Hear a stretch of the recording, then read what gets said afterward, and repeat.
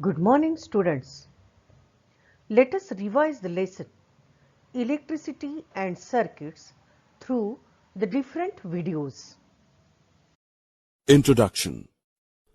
When you are feeling very hot and need some air to cool yourself, the first thing you will do is to switch the fan on. Or you want to have a cup of hot coffee to beat the cold winter. You press the switch to put the hot plate on. Why do you need to press the electric switch to revolve the fan or heating the plate?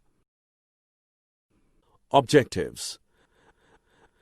At the end of this lesson, you will be able to describe the flow of electrons in a circuit, construct an actual electric circuit, draw diagrams of electric circuits, explain the path of an electric circuit. An electric cell or a dry cell is the source of electricity for the bulb to glow. Let us know how the bulb in a torch glows. Step 1. Take out the bulb from a torch. You can see that the bulb is a small globe of thin glass, inside which a coiled filament is fixed on two thick wires. One of these thick wires is connected to the metal case around the base of the bulb. The other wire is connected to the metal tip at the base of the bulb. The metal case and metal tip at the base are two terminals of the bulb. Take two pieces of half-meter long insulated wires. Remove the plastic covering at the ends of each piece of wire with the help of a knife. Now fix the bulb on a bulb holder. Then two screws on the bulb holder become two terminals. The insulated wires are connected to the two terminals on the holder as shown in the picture. Finally, connect free end of one wire to the positive terminal of the cell and free end of the other wire to the negative terminal of the cell. This may be done with the help of a rubber band or an adhesive tape. After the connection, you can see that the bulb lights up. Closed and open circuit. If you see both the wires are connected to both the terminal, it is an unbroken path. It is a closed circuit. Disconnect one of the wires. You will find that the path is broken now. Also, the bulb doesn't light up since electricity can't flow through this circuit. A broken path is known as an open circuit. Electric switch. We put a switch on or off whenever want to use or not the electric appliance such as the fluorescent tube, fan, AC, etc. A switch for a bulb is pressed down to complete a circuit. The bulb glows. To put the bulb off, we press the switch up. This breaks the circuit and the bulb glows no more. The switch is so made that under normal conditions, the circuit remains open. The current does not flow through the circuit. When we press the other end of the strip on the switch, it gets connected to close the circuit. The current flows through the circuit and the bulb starts glowing. A switch is a device to close or open a circuit. Summary. Let us summarize what we have learned. An electric bulb glows when electric current passes through it. A closed circuit allows the electric current to flow through it. An open circuit is a broken circuit and the electric current does not flow through it. A switch is a device to close or open a circuit. Introduction. Hello friends. What do we need to run our television set, refrigerator, DVD players, video games, computer and fax machines? Yes, it is electricity. Electricity has always been around because it naturally exists. Lightning, for instance, is simply a flow of electrons between the ground and the clouds. Objectives. At the end of this lesson, you will be able to define electricity, Establish the relation between electric current and charges. Identify the two types of electricity. Define conductors and insulators. How do you study in the late evening? Of course, you light up your room using an electric bulb. Have you ever wondered what causes the bulb or the tube to light up? They need electricity to light up. Electricity passes through the wires and reaches the filament of the bulb, heating it up to glow. When we comb our hair with a plastic comb and take it near the small pieces of paper, the paper pieces are attracted toward the comb.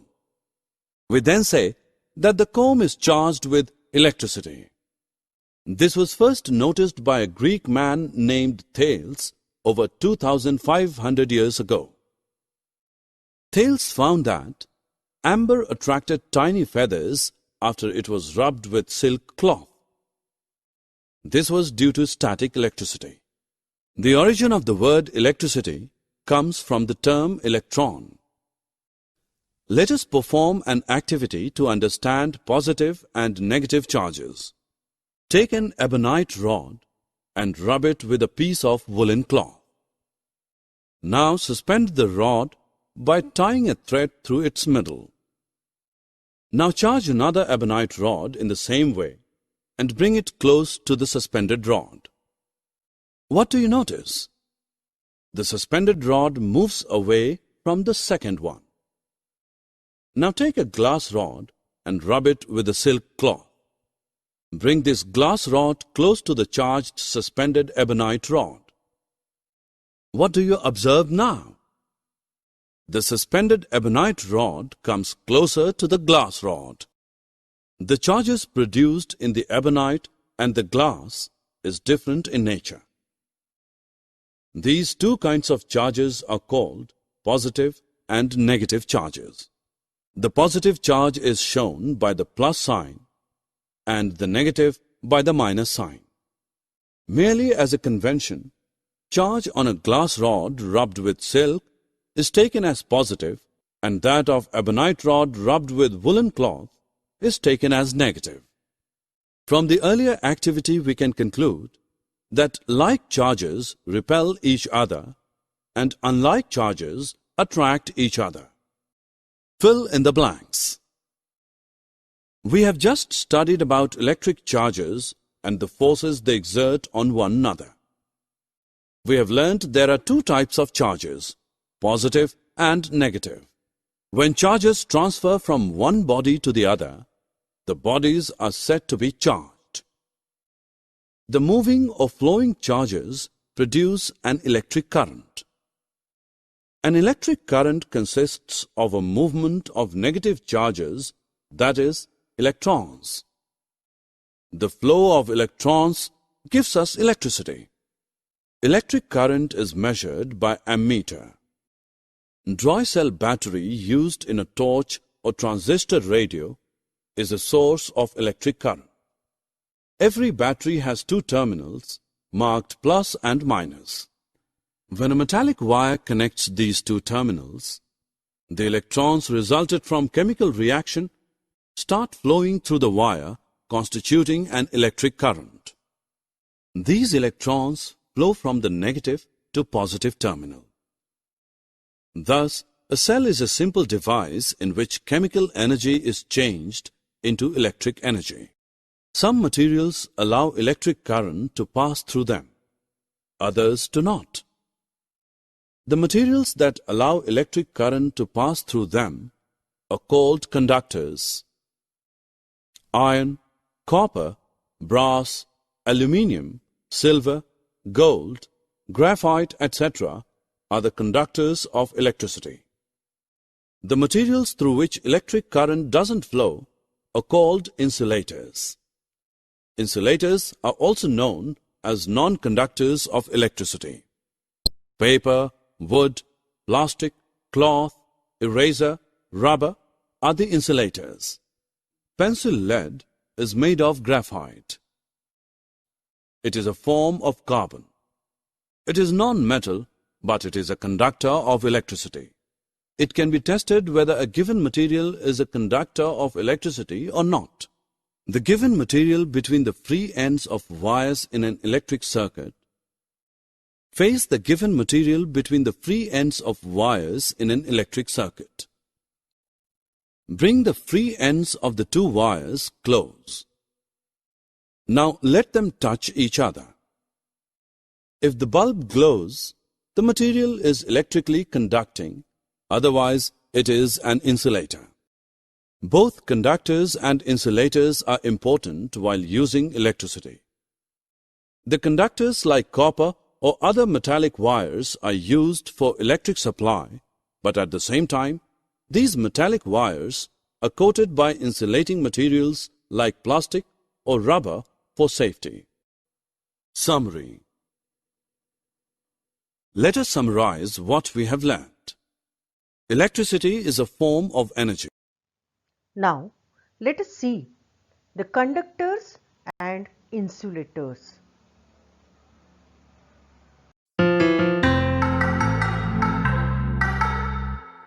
What do you understand by the word conduct? Well, in physics, it means transfer of something. And the materials that transfer something through themselves from one place to another are called conductors. That something could be anything. It could be heat, it could be electricity, or many other things. However, here we are interested in electricity. In this context, we will use the word electrical conductors. So now can we define it? You're right. Electrical conductors are the materials that transfer electricity through them. Or even more precisely, they are the materials that allow the electric current to flow through them. For simplicity, we will call them conductors. What are the examples of conductors? We have seen this simple circuit in the previous video. Here, a 1.5 volt cell is connected with a bulb which can be between 3 to 4 volts with the help of copper wires. So here I told you that the movement of electrons is from the negative terminal of the cell to the positive terminal. But however, by convention, the direction of electric current is taken to be from the positive to the negative one. But how exactly is the current flowing in the circuit? Or through which material is this current flowing? Yes, it's the copper wires. Electric current is flowing through the copper wires from the positive to the negative terminal. So what can we conclude from this? We say that the copper is a conductor of electricity since it allows the electricity to flow through it. Now, instead of copper wires, what if we use pieces of threads in the circuit? Will the bulb glow in that case? No, it won't. Why? Because the electric current cannot flow through a piece of thread. Such materials are called insulators. So how do we define this term? Give it a try. These are the materials which do not allow the electric current to flow through them. Let's study a bit about conductors first. Besides copper, what are the other materials that conduct electricity? Almost all metals conduct electricity. Silver, gold, aluminium, iron and mercury are a few other examples of metals that conduct electric current. If you replace copper wires in our circuit with aluminium ones, then you will find that the bulb is still glowing. This proves that aluminium allows electric current to flow through it. In fact, this area of the bulb is itself made up of metal. Hence, if we connect the wire anywhere in this region, the bulb will still glow. It transfers the electricity to the terminal of the bulb and inside. We can actually test any object for conductivity. Break the circuit up from anywhere by cutting the copper wire. Now at this point, I want you to notice one thing. Look at this region. There is nothing present in this region that can transfer the electrical energy from one side to the other. But there is air in this region. So what can you infer from this? This tells us that air is an insulator. It does not conduct electricity. Bring any object that you want to test, say this iron nail. Tie up both the ends of the wires at the two ends of iron and see if the bulb is glowing or not. If it glows, then it proves that the material that our object is made up of conducts electricity.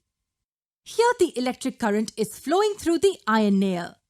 So our circuit is complete and the bulb glows. So this proves that iron is a conductor of electricity. Did you know that the human body is also a conductor of electricity? In fact, it's a very good conductor. This is the reason why we get an electric shock if we're not careful. The electric current flows through our body towards the earth. Now, which are the materials that do not conduct electricity? Materials such as plastic, rubber, cotton and wood do not conduct electricity. So they are insulators. For instance, instead of an iron nail, if we connect a plastic straw between the circuit, then the bulb will not glow.